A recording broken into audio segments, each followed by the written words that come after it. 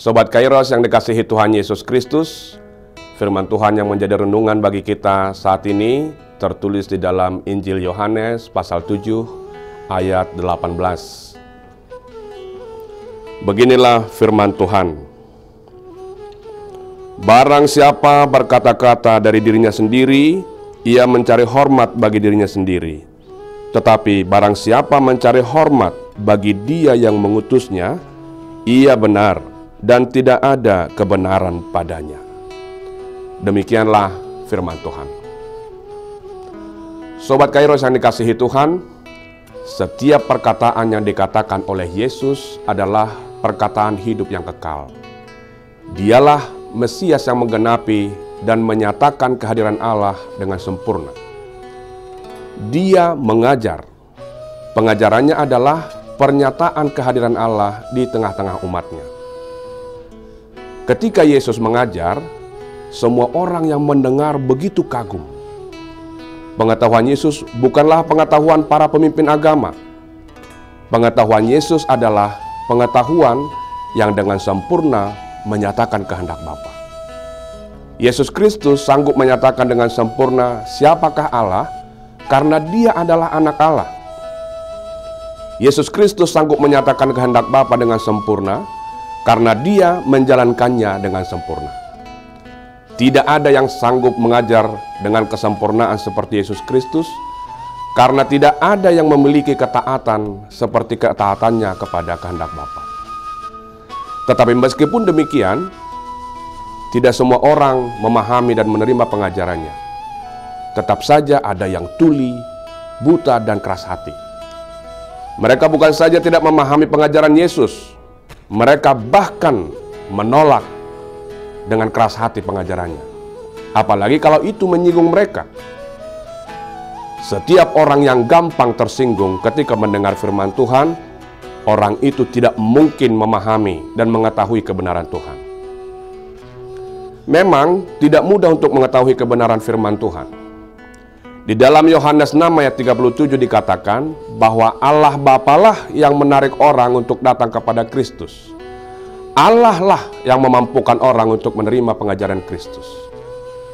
Di Yohanes 7 ayat 17, persis sebelum nas kita ini, bukti bahwa seseorang itu benar-benar ditarik oleh Bapa untuk mendengar perkataan Kristus adalah jika dia melakukan apa yang Allah ajarkan.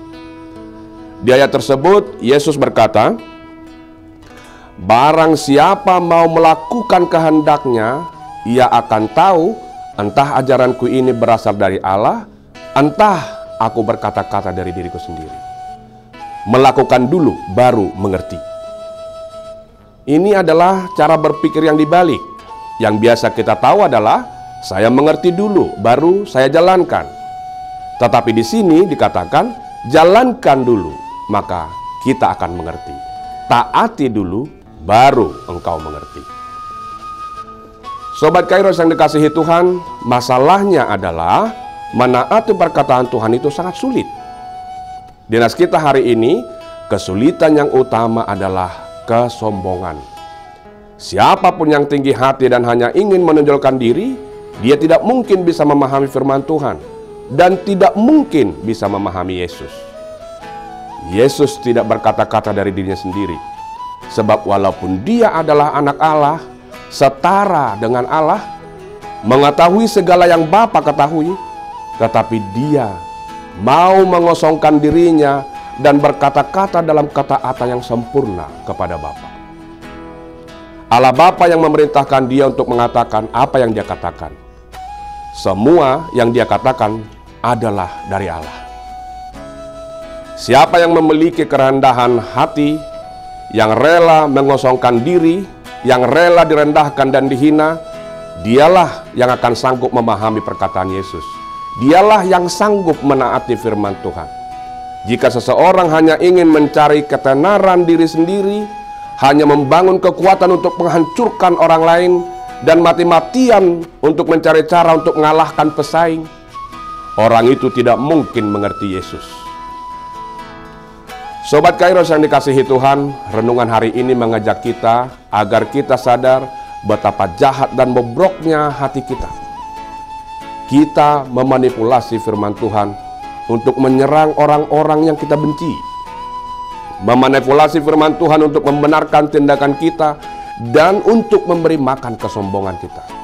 Kita rela melakukan segala usaha untuk menonjolkan diri kita, tetapi sering tidak berusaha untuk menaati firman Tuhan. Kita tidak suka teguran firman Tuhan yang menunjukkan kebobrokan kita. Kita benci ketika firman Tuhan menyadarkan bahwa kita ini rendah dan hina.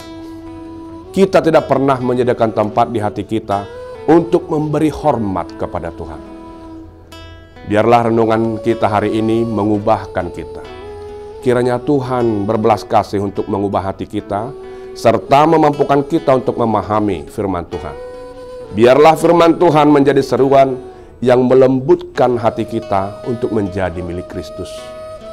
Memampukan kita untuk menyingkirkan dan membuang segala kepicikan, kesombongan, kebencian, dan kebanggaan diri kita yang kosong. Sehingga kita mampu menikmati yang jauh lebih baik, yaitu diri Allah sendiri. Selamat beraktivitas Sobat Kairos. Tuhan Yesus memberkati kita semuanya. Amin.